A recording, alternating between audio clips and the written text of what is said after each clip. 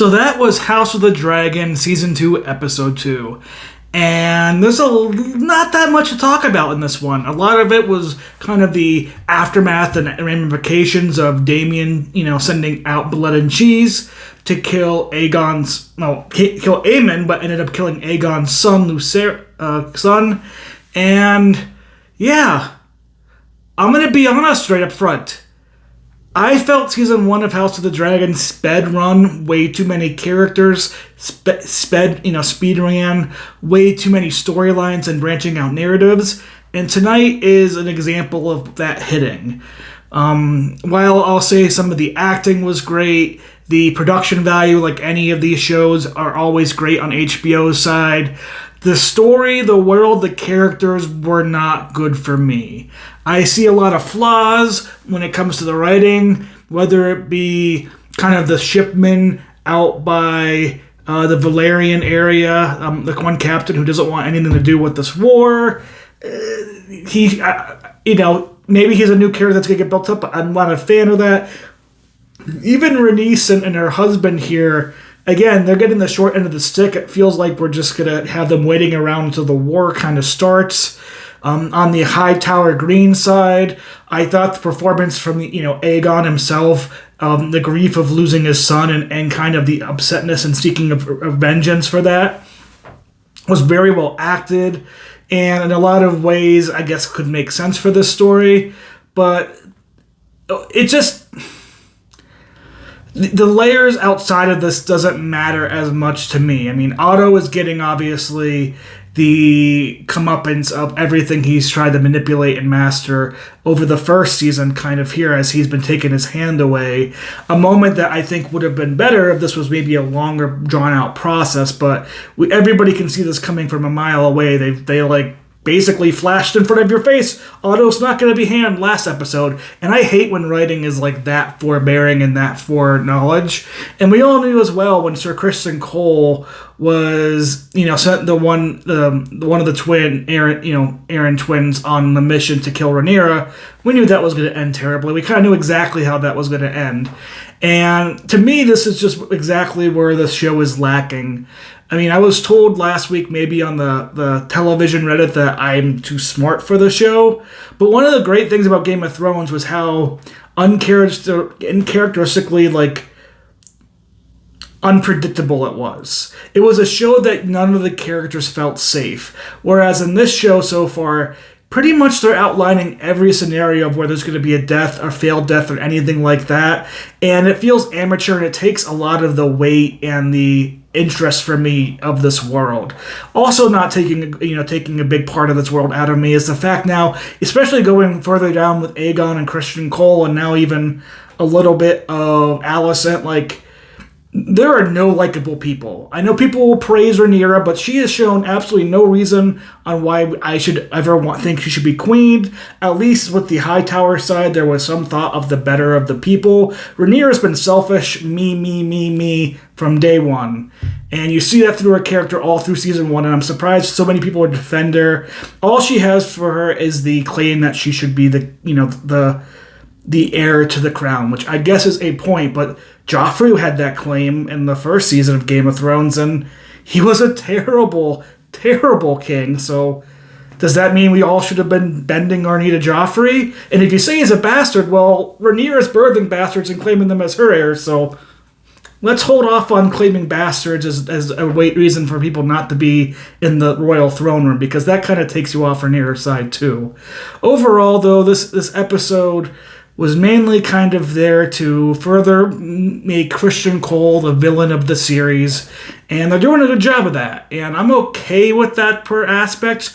It's a little bit forced. It's a little bit, again, fast-forwarding. It feels like we're speed-running because we gotta get to somewhere, where I really, really wish they would flesh things out throughout the previous storylines. So instead of this season, it's not this, knee-jerk reaction, and I still can't get over the romantic relationship they're putting Alicent and Sir Criston Cole in. That was never in the books. I've done my research. It wasn't even hinted at in the books. So this is just something being used to really make Criston Cole be even more of a villain.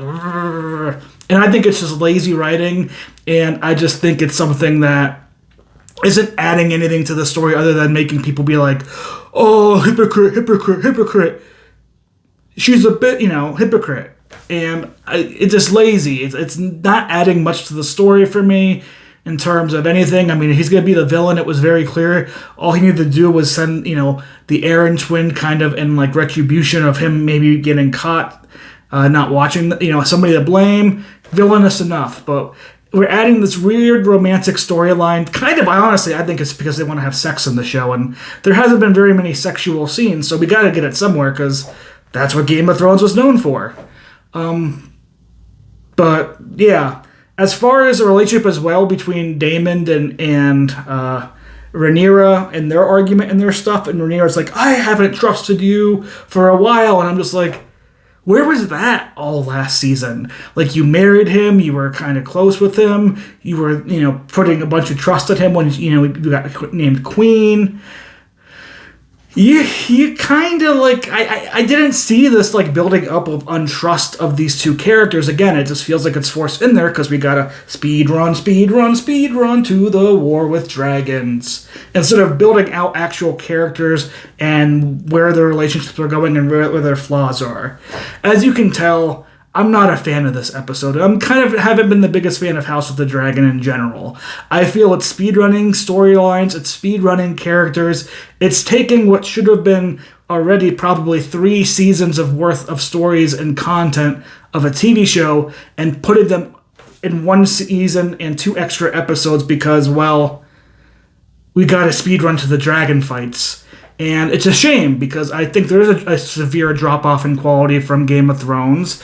And this is a severe drop-off in quality in just general TV. I know the show looks very pretty. It has that same Game of Thrones aspect. It carried over the Game of Thrones theme song. It's a similar world per se, but we're not even living in that world so far. The best parts about Game of Thrones is we got to see the world of Westeros in some different ways and different people and a variety of sides and whatnot. We're literally just going back and forth between the Red Keep and Dragonstone, and it's such a boring, bland, not an entertaining and engaging thing for me personally concept. And maybe that'll change here as maybe war, as we sped run so quickly to the war that hopefully that'll expand it. But by then, I don't care who wins this war because none of the characters are great. I mean, Aemond at least is showing regret for what happened with Luke, and but even him now, like, they're regressing his character back more, which is fine, but like, who am I supposed to root for? Who do I care? I kind of wish they all just die. Because they're all pretty bad people, and they all have no interest in the realm, and they're all just going to bring death and destruction. So, like, who's there to cheer for? Am I supposed to cheer for the person that caused the whole situation because she was always me, to the point where, like, yeah, there's legitimate claims why she shouldn't be called heir, like her very obviously birthed bastards that she's trying to claim, and she was punishing people for even saying those words, which I get Viserys and her doing that. But Viserys was a very lazy, laid-back king that caused all of these issues to happen. Otto Hightower acting like he's in the best interest of the realm, but he was always in the best interest of himself. Alicent had kind of the wriggle room, but now they're throwing that kind of away with this need to make her a villain with Christian Cole storyline because they probably realized, hey, we made this character maybe a little bit too sympathetic in season 1. So how do we make that up? Well, let's have her in this big old affair with evil man Christian Cole because, otherwise people might take their sides, and we want to be Team Black, even though we really written Rhaenyra to be nothing more than a selfish character, whether it came down to, delaying people who to marry until she had to marry a cousin who ended up not, being attracted to her, so she birthed bastards, whether it's be running away from King's Landing so she can go be on her own in Dragonstone, allowing the Hightowers to have a bigger presence, and not even being there. I mean, she saw the state of her father. She kind of just, she let the chance happen where her father passed away and made that accidental claim to Alicent that Aegon needs to take the throne. There's a lot not to like about Rhaenyra, and I'm just going into the minor ones. We can keep going into more and more and more and more if we go on it, but she isn't what I would call a good person or somebody who is good for the realm. Is she potentially the rightful heir in Viserys' mind? Yes. But like I said before, Joffrey was the rightful heir of, Robert Baratheon, and he was terrible. So, what? That doesn't mean I should cheer for you. So yeah, House of the Dragon Episode 2, this gets a silver for me. The production value and the acting definitely gets a higher. I almost want to make this a gold, but these characters just aren't likable. And the brothers fighting, some of the other people around, just the world building is just so sped up and too fast that they're moving plot points to be bigger than they are before I even get to kind of know and understand what's going on. This is a show that is interested in one thing, and that's just getting to a war.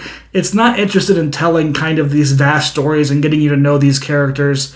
And yeah, disappointments. But hey, I'm sure it'll get viewers. You had your sex scene, you have your person to point at and you yell, so it'll get a good amount of views, and people will say they like it. But I challenge people to look at the writing here in Season 1 and now the beginning of Season 2 and think, this is really good TV, because outside of production value and some of the acting, this isn't good TV. This is lazy TV. But I'll see you next week for Episode 3. Maybe my opinion will be turned around, but until then, have a great weekend, and yeah.